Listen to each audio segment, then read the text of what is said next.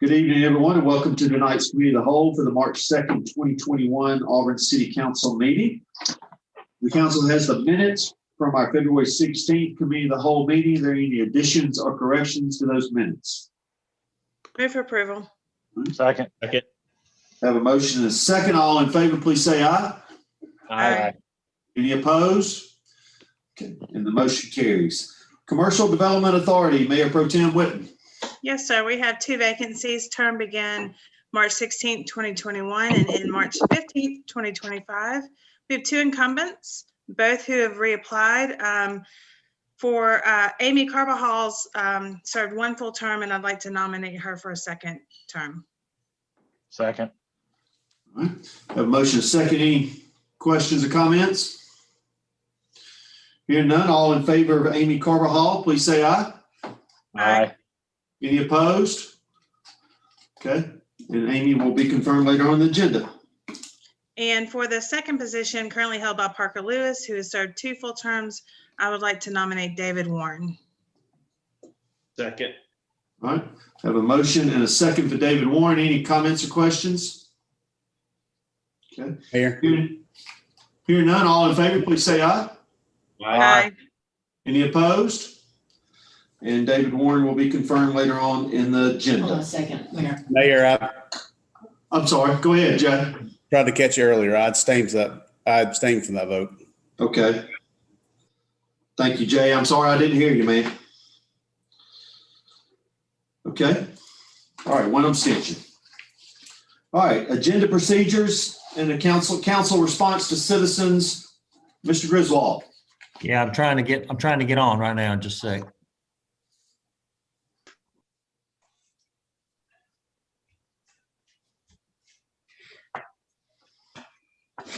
Lose him?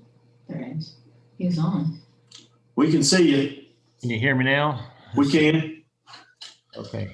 All right. Thank you. I had a hard time there. Okay. Yes. Our stated procedures for a regular council meeting, they end with the after ordinances and resolutions and other business. Then we have citizens open forum, and then we have an immediate adjournment after that. I was watching the Planning Commission meetings, and I have to compliment Phil Chancellor on the way he handles these.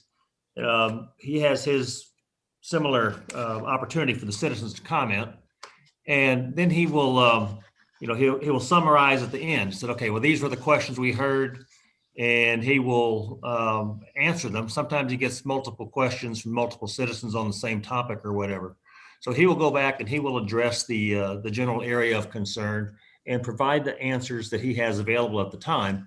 And if he doesn't have an answer, then he will at least let them know that he would like to refer that to the city manager, or in his case, the planning director, and they would follow up with some kind of an answer.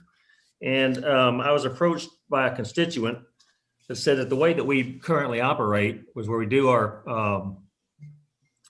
open forum is that we say, fine, next, and then we have the next come up next, and the next come up next. And then following the last comment, we say, anybody move to adjourn? And we kind of leave people hanging on that. And a constituent approached me and said that leaves the impression that we don't really care about what the public has had to say to us during that period of time, or that we really don't want to provide them an answer. So I think that we have a commitment to the public to alleviate that concern. And I would like to propose that we add that onto our normal agenda as an item of business, which would be item number 13, between citizens open forum and adjournment, for an opportunity for the mayor to address the questions, or the council to address the questions, or if not, to refer them to the city manager for further action. Okay. Kelly, it's my understanding when Phil does that, most of those questions are related to that agenda that night. Is that correct? Well, he does it at the end, so I don't know if he has two opportunities for that or not. I don't know. Okay.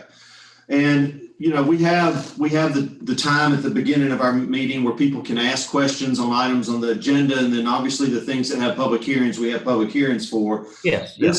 This was an opportunity for people to ask us questions about anything. Now, I don't have a problem trying to be responsive to our citizens. That's certainly our role and what we're supposed to be doing. What I don't want is there an expectation that we're going to try to ask questions that our staff or we're not prepared to ask. And I certainly wouldn't want to create that expectation with citizens that if they bring a question to us, they're going to get an answer that night.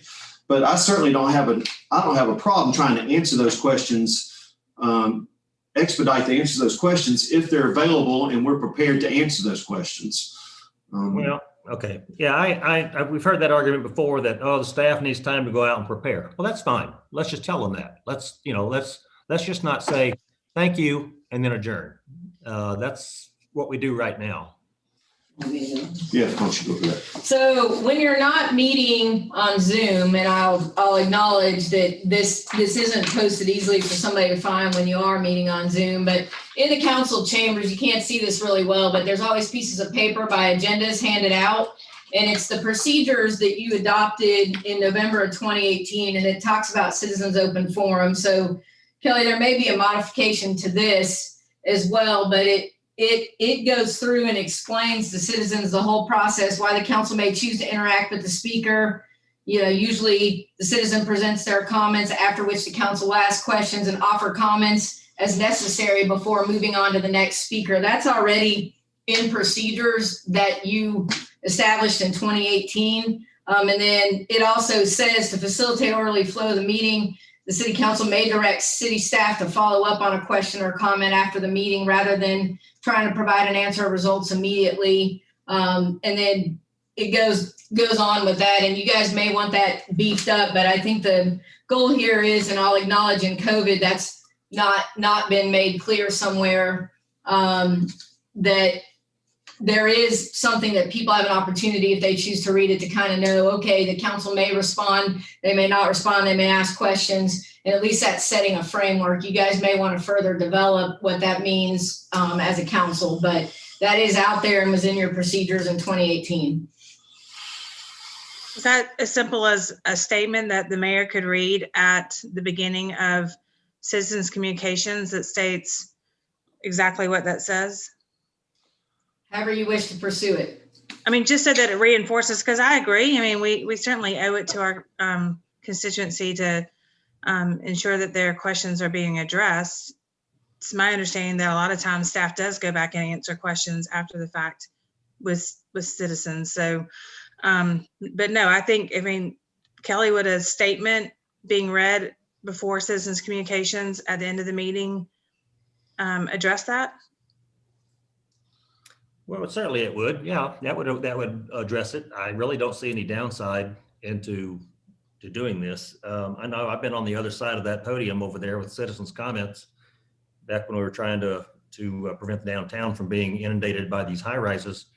And at the end of the discussion, it was okay, thank you, and that was it. And now we adjourn. So I know how the citizens feel, and I know how the constituent that approached me about it feels. And they feel that, what's the problem? Why is it, are we avoiding something intentionally? I don't think we are, but that is certainly the perception of some. And it was certainly my perception when I was on the other side of the podium. So, I mean, I really don't see a downside in simply adding a paragraph and summarizing what's going on. And if we have an answer, fine. If we don't have an answer, remind them that we don't have an answer. I just really don't see a downside to this for additional communication to the public. Anyone else have a comment or a thought? Okay, you know what? I'm trying to. I feel what Kelly's saying because I've been on the other side of the podium too, and the same thing has happened.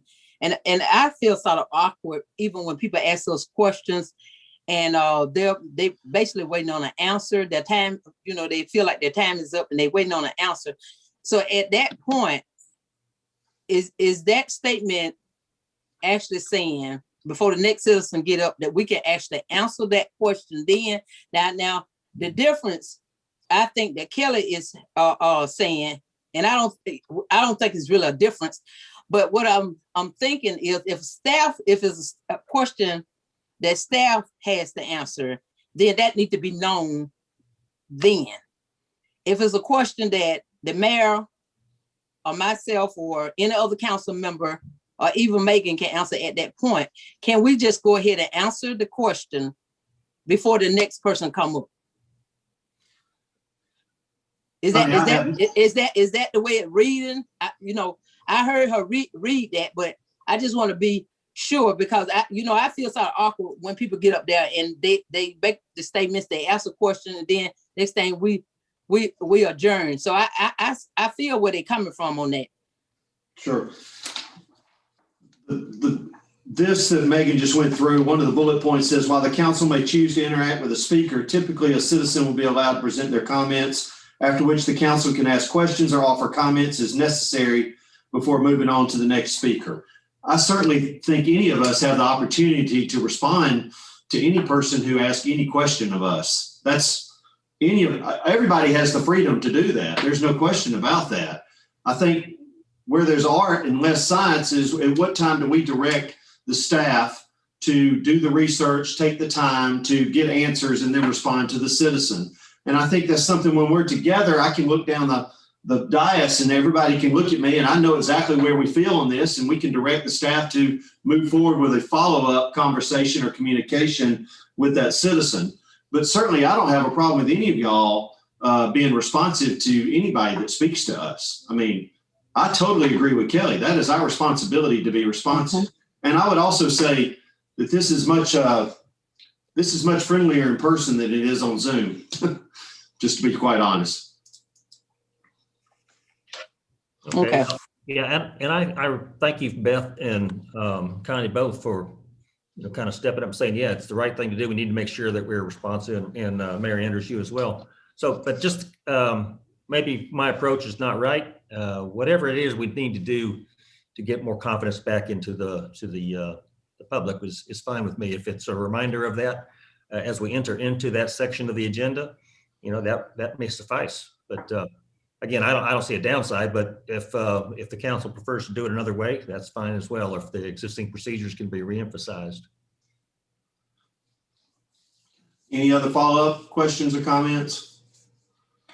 And look, I believe the city manager is more than willing to follow up with anybody that we've asked her to follow up and to do what we want her to do. So if we feel like there's been a question that's been posed to us that needs some response, Megan, I don't want to speak for you, but I think you were certainly willing to devote the time to develop that response. Absolutely. I mean, over the years, and especially when we're meeting in council chambers, normally a staff person, because the city manager's actively engaged in the meeting, usually approaches when they bring a concern to you that staff needs to address, or we've not heard of this concern before. We normally get their contact information and reach out to them and follow up further. The council will have any dialogue that they choose to have. All 9 of you have that right at any time during citizens communications to engage in conversation and ask questions. If you have questions for staff, the only thing is I will answer questions or try to get answers to questions during the meeting if we know, under the direction of the council, not under the direction of the citizen. One of you just needs to say, hey, city manager, can you get us some information on this? And I'll go ahead and react. That's at your pleasure because it's your meeting. But when we get back to meeting in person, we're in a better format to contact people, physically contact them in the council chambers and get more than just their address for the record, so we can get a phone number or an email and reach back out to them. And that's why we have a neighborhood specialist who normally sits in meetings and other things, and we'll be happy to continue to do that. On Zoom, we're a little more challenged, so we do have their email addresses if they've registered to speak on Zoom, and we can follow up that way as well. All right, any other continued conversation? I just think that's awesome because sometimes people, this is their first time coming to council, so they don't know the procedure if the procedure had not been said. So Beth's idea of, maybe making those statements before the citizen communication, it'll probably help everybody, if this is their first time or whatever. So, I'm on board with the procedure. We're always trying to improve. This council certainly changed the way we go about doing city council meetings when we were elected, and we adopted these new procedures that did change our interaction with the public. And I believe that these are all the right things to do. But they need to continue to be evaluated and making sure that they're working right for everybody. So I'm good with everything we've talked about tonight, and depending on what happens at the end of the meeting, we can give it some kind of amateur whirl, and maybe we can put something more procedural in place before the meeting on the 16th. Okay. And while we're talking about this, I'll go ahead and mention I sent everybody an email regarding trying to get started meeting in public again in the near future. We are expecting the governor to update her safer at home order soon. It expires on Friday. Normally she has made those announcements on the day before or 2 days before. I believe there will be substantial changes that might open the door for us to be able to potentially go back to meeting in public. And so I've sent an email out to y'all. Most of you have responded to that email, but if you would take a minute and respond to me, it would be my preference as soon as we can get into our new building and our new chambers that we try to meet there in the near future. But we'll have to wait for the governor to put that order out first before we react. So that all is going to happen this week, and there could be some decisions and opportunities for us to make as far as moving to a public meeting for the 16th. So please stay tuned to that, and please respond to that email if you haven't so far. Okay. All right. Questions on the agenda for the city manager? Okay. Mayor, I don't have a question for the Sure, Bob. the matters on the agenda, but I do have a question that I'd like to ask the city manager, if I may. Go right ahead. Megan, about 2 weeks ago, this council received an email from a hotel owner by the name of Vic Patel. I think it was addressed to the city council as a whole, and I'm presuming you may have received it as well. Yes. Mr. Patel wanted to discuss the possibilities of setting up a meeting between city representatives and the hotel community that he represents. And I wanted to know if, I believe the meeting was about our upcoming decisions on short-term rentals. And he wanted to put his input and those of whom he represents, their input from the hotel community's perspective into it. And I was wondering if that meeting occurred. That meeting has not occurred, Bob. I did have a personal one-on-one conversation with Mr. Patel this week, and actually it was yesterday. And he expressed that he's willing to host that meeting or participate in a meeting if that is what the council or the mayor and city manager or some subset of us would like to do. But anyway, I had a very good conversation with him, about 15 minutes on the phone. And due to open meetings laws, if you all meet, then it is a public meeting. So we would need to work through that with the city attorney, and happy to do that depending on what your pleasure is. Also understand too, great to meet with Mr. Patel, but that is X amount of properties in Auburn, and there are other hotel owners that are not part of that group. So that's also just something for your information only. Happy to set up a meeting.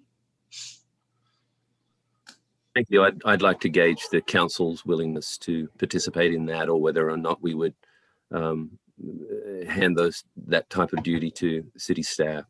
I would certainly be interested in meeting, but obviously I'd like to gauge the rest of the council's appetite for such a meeting. Anyone like to respond to Bob's initiative there with Mr. Patel? I had a great conversation with him. He was very friendly. He was very straightforward, but he was very friendly. And he's been a great entrepreneur in our community for a while now. In fact, one of the COVID loans that we made was to one of his properties, and he was very appreciative of us helping him through that. Okay, so are you planning on having that meeting? Are you asking Bob to have that meeting before the 16th? Yes, Connie, that would be the intent. I believe Bob's shaking his head. So yes, that would be the intent. Okay.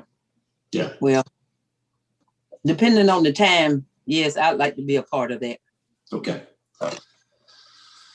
If you can let me know so that I can, Yeah. each of you, if you can send an email to Ron or me and let us know, because I need to determine, based on open meeting requirements, we may have to meet in groups, or the public would be invited to attend, as would the media otherwise due to open meeting laws. So let me just find out how many people want to attend, and we'll work through that. Thanks a lot. Appreciate it. Yep. All right, any other questions for the agenda tonight? If there are none, is there a move to adjourn? So moved. Second. We are adjourned from the committee of the whole. It is 7:05. We'll move right into our city council meeting. Lindsay with the roll call. Dawson, Here. Dixon, Here. Griswold, Here. Hovey, Here. Parsons. Here. Smith, Present. Taylor, Here. Witten, Here. Anders. Here. If each of you would join me in the reciting of the Pledge of Allegiance, and then for a moment of silence. I pledge allegiance to the flag of the United States of America and to the republic for which it stands, one nation, under God, indivisible, with liberty and justice for all. Thank you. I have a number of items I want to run through here during the mayor's announcements. First of all, during our committee of the whole tonight, we reappointed Amy Carbajal to the Commercial Development Authority and appointed David Warren to the Commercial Development Authority. We had a discussion about agenda procedures related to our end of the meetings, citizens communications piece, and we will work towards being a little more formal with our introduction of that and more responsive to the questions that might come up from a citizen and how we take care of getting them information as a follow-up. We also had a discussion during the committee of the whole about arranging a meeting potentially with some Mr. Patel, Vic Patel, who sent an email to the council representing a number of hotel operators in our community. I want to recognize and congratulate both of the Auburn High basketball teams who went to the Final Four. Unfortunately, they both lost today, but certainly proud for the first time in school history, both teams going to the Final Four. The boys team invited me over for supper the other night, and I got to spend some time with them, and what a great group of guys. I want to thank Chris Brandt, who's been their coach now and been a part of that program for a very long time, for an outstanding job, and Courtney Pritchett, the ladies coach. They've got a great team, great kids, and Auburn basketball is in good shape for the future. Very excited about Coach Keith Etheridge being the new football coach at Auburn High School, and I encourage everybody in our community to welcome Coach Etheridge and his family as they will be moving to town in the near future, but he's already at work at Auburn High. He's an outstanding coach that has won 5 state championships, including 3 of those here at Auburn in the Super 7 over the years, and I believe he'll do a super job for Auburn High School.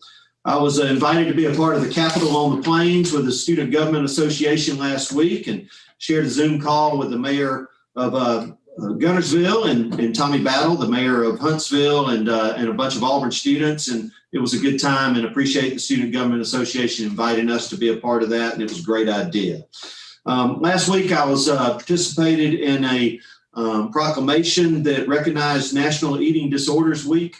Y'all might have seen the photo that has recently been released. I want to thank in particular Rita Dulaney, who is the wife of a former Auburn City Council representative.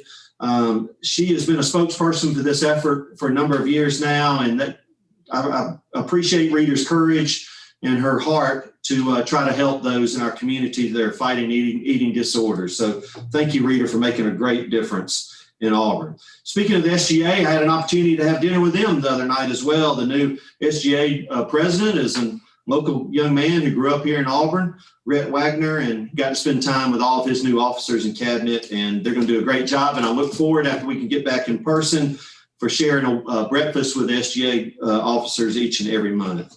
I want to continue to commend all the work that's going on at the vaccine clinic. The last number I saw was over 37,000 that have been vaccinated.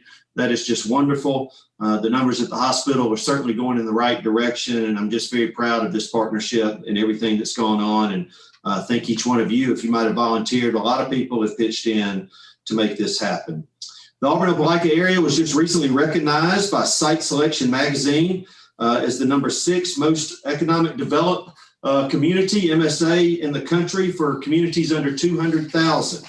And this counts the number of projects that we have had. And we all know what goes on in our economic development, our industrial recruitment, and certainly want to recognize all of our staff there for doing a great job and being recognized nationally for doing a great job. Good to see some of our activities are coming back around. The Easter egg hunt is coming up. Empty Bowls, which is a great fundraiser for the food bank, is back on. Last weekend, all the people gave away trees with Arbor Tree Day, and I appreciate all their work and help. And Auburn University has announced graduation, that they're going to have a modified, but a graduation, an outdoor graduation, the last day in April and the first couple of days in May. And we certainly thank them for doing that. That will bring a lot of people to town for a great celebration and hopefully be great for our businesses here in our community. So very excited. We've got an item on our agenda tonight that certainly talks about resuming normal activities in and around our downtown. And we're just very hopeful that I encourage our community to still be safe and mindful of the world that we're living in. Do not let your guard down, but I'm certainly ready for the spring and ready for some daffodils and dogwoods and just be able to go outside and enjoy our friends and family again. Okay.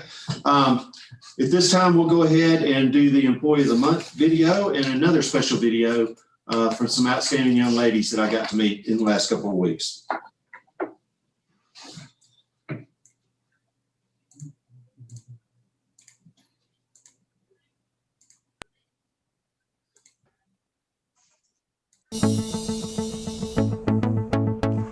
We're proud to introduce you to our March Employee of the Month, as well as many other outstanding employees for their merit recognitions.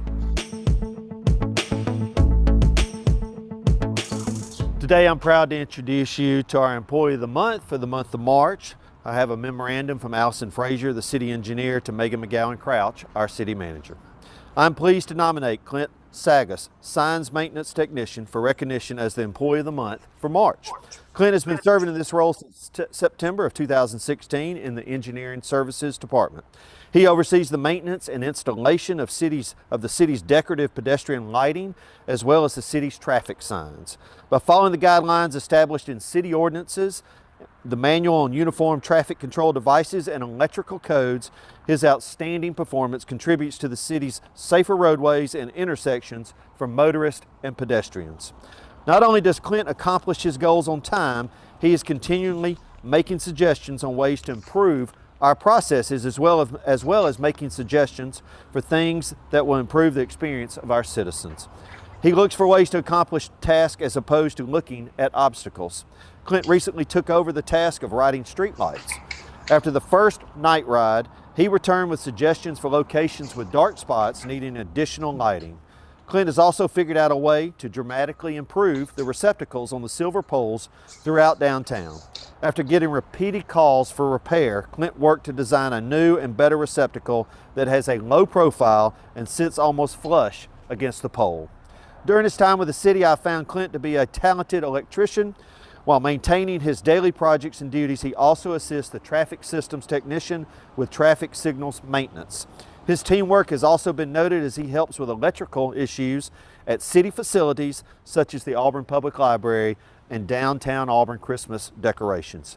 Clint is a valuable and dependable employee and is highly deserving of this recognition. His exceptional work with projects completed to date will ensure that the city is at the forefront of sign maintenance. It is for these reasons and many others that I am proud to recommend Clint Sagas as the Employee of the Month.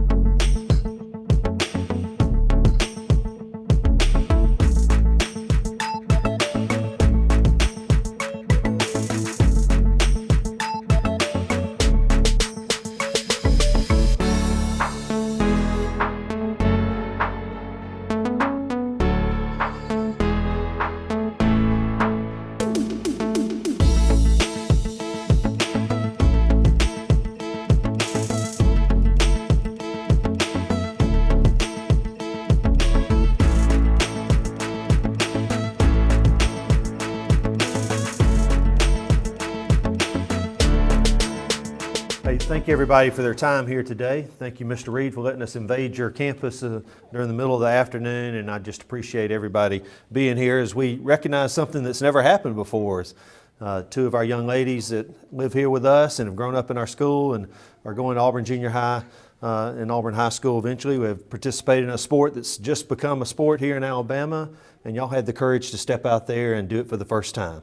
And you not only did it for the first time, but you did it successfully. Coaches, thank y'all for your willingness to take on an extra duty here and continue to invest in the young people of our community. So we're very proud of all y'all, and thank you for your time. But I do have a resolution here from the City of Auburn and from the Mayor of Auburn that I'd like to read on y'all's behalf, okay? All right. Whereas the City Council is pleased to honor Auburn City Schools, its faculty, staff, and students for their excellent achievements and contributions both inside and outside the classroom. And whereas 2 students from Auburn High School's wrestling team competed in the first ever Alabama High School Athletic Association Girls Wrestling Championship in Hoover on January the 23rd of 2021.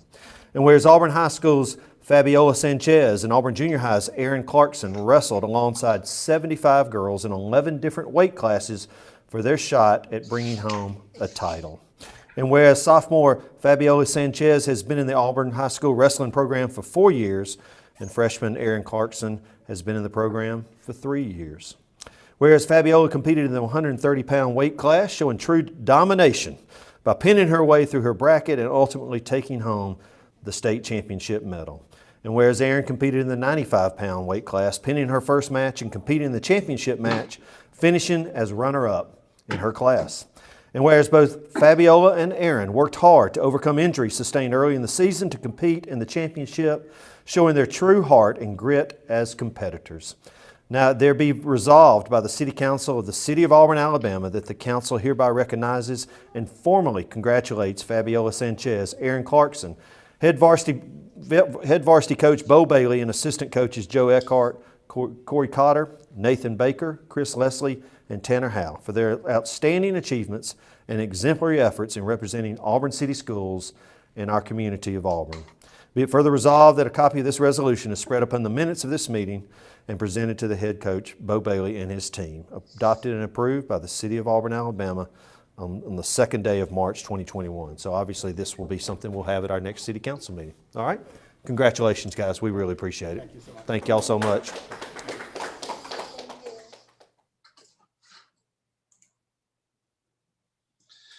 Thank all y'all for bearing with that. It was a special time with those young ladies, and certainly admire them for stepping out and doing something for the first time and being successful at it. And we're proud, continue to be proud of our employees and everything that they do to represent us here at the City of Auburn. At this point in time, are there any council members that have an announcement that they would like to make tonight? Anyone? Yes, Mr. Mayor, if I may. Yes. Oh, go ahead, Bob. Go ahead, Bob. You're up. I wanted to extend my thoughts and prayers, and on behalf of the city, our thoughts and prayers to Justin Sanders. He underwent surgery today. He's Auburn police officer. He continues to have surgery related to injuries he sustained in February of 2019 while on the job. And I want to extend my best wishes to the family of Justin himself, and to his APD family as well. We're thinking of you. Yeah, thank you. Connie? Are you muted, Connie? You're muted. Sorry about that. Yeah. I just want to introduce to the Auburn community in Lee County, Macon County, of a new scout troop that is sponsored by me and other citizens in the community. And it's called YFABs, Young Female Achiever Believer Scouts. And the program was started on Monday, March the 8th at Boykin Community Center. And it's for young females ages 6 to 12. And we will be meeting the first Monday of every month.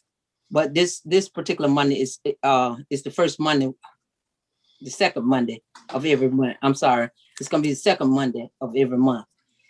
And so if anybody wants to volunteer, we are looking for volunteers. Good. Thank you, Connie. Appreciate that. Anyone else from council have an announcement? Mayor, Yes, sir. Go ahead, Brett. I had my ward meeting last night, digitally Zoom meeting, and wanted to give a shout out to Greg Nelson and Allison Blankenship. Greg digitally held my hand through that process. I'm glad, because I probably would have fell on my face if I were doing that myself. We had a fantastic ward meeting, good big crowd, great dialogue, and I'm very thankful for Allison attending. She was with me and Beth at the last one, and I just think that's a great opportunity for folks for Ward 4 folks, and we even had some folks from other wards that joined to hear from Allison, and just wanted to thank both of them. Just fantastic jobs. Just very nice to have that support from city staff. Thank you, Brett. Anyone else? Mayor, if I may. Sure, Tommy. First of all, I'd like to thank Bob for thinking of Justin tonight and his family in prayers. That's very important. And thank Bob for being so thoughtful.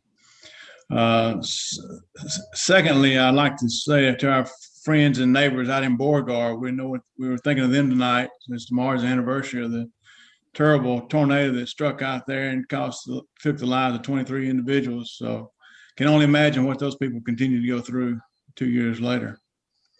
Third of all, I'd like to remind people tonight, it was March the 5th, 6 years ago, we lost a great leader for the Auburn Police Division, Chief Frank DeGraff Reed. Absolutely one of the finest men to ever come through the city of Auburn. A great chief, but more importantly, a very fine man from whom I learned a great deal and would not be where I finished up at it if not for his guidance and leadership to get me there. And I'm really thankful for him. So to Mrs. Joe DeGraff Reed, we hadn't forgot Chief. We never will forget him. This department will never forget him. The city of Auburn has extensive directives and personnel policies that were developed exclusively by Chief DeGraff Reed. How in the world one man could write that many policies, I'll never know. It was borderline genius to be able to do such as he did, and really brought a lot of professionalism to the Auburn Police Division. So, Chief, you're not forgotten. I'm thinking about you tonight. I know you're smiling down on us. And then last but not least, certainly 2004, March the 4th, 2008, 13 years ago.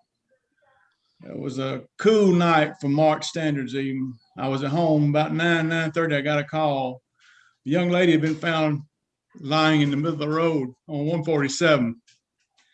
I responded out there and found out what we had, and Chief Register at the time was our captain, and he took over that scene. I went to the hospital to check on the young lady, and when I got there, I found out she had been pronounced deceased. I met her dad at exit 58, took him over to identify her remains. One of the hardest things I've ever gone through. Yeah, I still can see Lauren there lying in East Alabama Medical Center, lifeless, for such a senseless homicide. It was awful. But I say that to say this: I promised her dad she would definitely not be in vain, and we would never forget her. We hadn't forgot her, Mr. Burke. She's constantly on my mind, in my heart. And if any young ladies are listening to this council meeting tonight, think of Lauren. You always think it can't happen to you, but it can happen to you. Take the extra precautions. And if you feel at the least uneasy about something, just something doesn't feel right to you, call the Auburn Police Division. We'll be glad to walk you to your car. I say we, Chief Anderson and his folks now will be glad to walk you to the car. It's hard to get away from saying we, but we deeply care about our students, especially our young ladies. For all of us that have daughters, you know what I'm talking about. It's a tough thing to let your daughter go. So just please be careful out there. If anyone hears and spread my message, it can happen to you when you don't think it can. And to Mr. Burke, again, I'm so sorry for what you're going through. I know it never gets any easier. And prayers are still with you, my friend. Thank you, Mr. Mayor. Thank you, Chief. Anyone else? Okay, we'll move to Auburn University Communications. Abby, I believe I see you on the screen. How are you doing tonight? I'm doing well. How are y'all? We're doing fine, thank you. Awesome. Well, first of all, thank you for attending Capitol on the Plains. It was so much fun. I got to ask a question, so thank you for that. Second of all, campus increased our event capacity from 50 people to 100 people today, so that was exciting news. Tiger Giving Day was February 24th, and we raised money for a Unity Scholarship, the NPHC Legacy Plaza, and the Fight Against Breast Cancer, among lots of other causes. As the mayor said, graduation is scheduled for May 1st in a COVID-friendly fashion. Lastly, the SGA end of the year commencement banquet was Sunday night, and we now have our new exec, with our president being Rhett Wagner, and the rest of exec can be found on the Auburn SGA social media, as well as articles in the Plainsman. And once we get our full cabinet established, all of that will be posted on the Auburn SGA website. And we're so thankful to have a successful year, both academically and outreach driven in the middle of a pandemic. Specifically, the outreach team, which was led by Michael Bennett, was able to work with the city on so many projects, including AU10, which allows students to get a 10% discount at participating businesses. So thank you all so much for that. And we hope to continue this great partnership. And we can't wait to see how the new exec works with the former exec's foundation and continues to have a great year. So thank you all.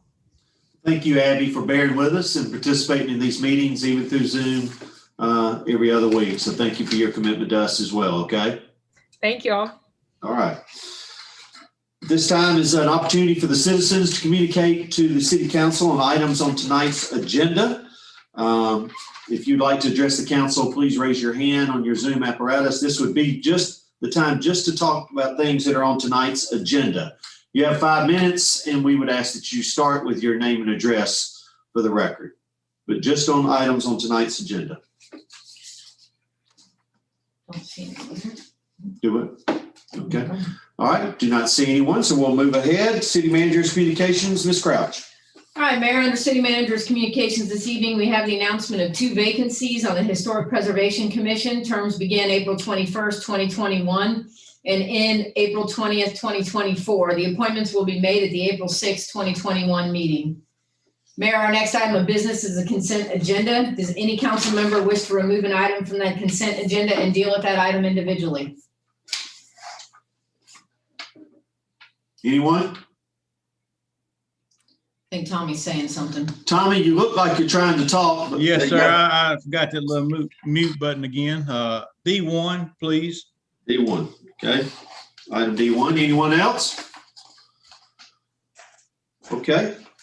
Ms. Crouch, we'll start with item D1. All right. Item 8D1 is a contract with the Alabama Department of Transportation for traffic signal operation and maintenance for a traffic signal to be located at the intersection of South College Street and Sheltumer Parkway. Move for approval. Second. All right. Have a motion and a second. Any comments or questions? I'll turn this back over to you right now, Tommy. Yeah, Megan, I just want to say how much I appreciate us finally getting this light up at Sheltumer and South College Street. It's long been needing it for a long time. Do you have any idea when this thing might be up and operational?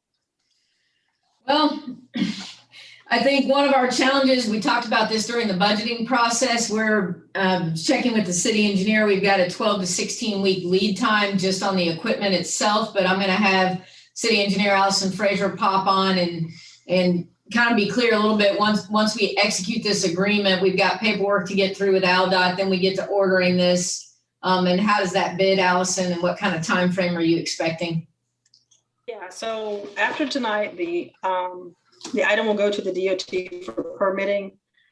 That could take anywhere from 2 weeks to 2 months. It really just depends. Following receipt of the permit from ALDOT, we will put the project out to bid. By the time we bid and award, that's about a 60-day process. And then following award of the bid, then we can have the contractor order the materials. And then that's when the 12 to 14 week time Megan mentioned. So it could be late fall, upwards of Allison. 6 months. Yeah, 6 to. Say again? Yeah, it could be sometime in the probably fall. about 6 months. Yeah, okay. Yeah. Well, thank you. Any chance we get to speed it up would be nice. It would really be good to have it as close to the start of fall semester as we could. I know it's a long shot, but it's a good goal to work toward, I think. We agree, Chief. We'd like to deliver these signals as quickly as possible. Once ALDOT agrees from a traffic study perspective that they are warranted. We move as expeditiously as possible. Since this is an intersection they control, staff agrees with you, and the city engineer spends a good bit of time on the phone on a daily basis with AlDOT as she hears from me about a number of items. We're pressing them as best that we can on, and we appreciate your understanding, but also believe from the staff level it's critical that we get this installed as quickly as possible. I just appreciate all y'all do in making things like this happen. Thank you. Any other comment or question regarding this item on our agenda? All right, we have a motion and a second. All in favor, please say aye. Aye. Aye. Any opposed? All right, and the motion carries. All right, Mayor, you have the balance of the consent agenda? All right, do we have a motion to approve the balance of the consent agenda? So moved. All right, have a motion and a second. All in favor, please say aye. Aye. Any opposed? All right, the consent agenda passes. All right, Mayor, we have no items of business under ordinances or regular resolutions. So that's all the items of business we have on the agenda for you this evening. Okay. At this time, we'll open the citizens' open forum. If you'd like to speak to the city council, please raise your hand on the Zoom apparatus. You have 3 minutes to speak, and please give us your name and address for the record. All right, seeing no one, we'll close that part of our agenda. Do I have a move to adjourn? So moved. Second. We are adjourned. Thank you for your time.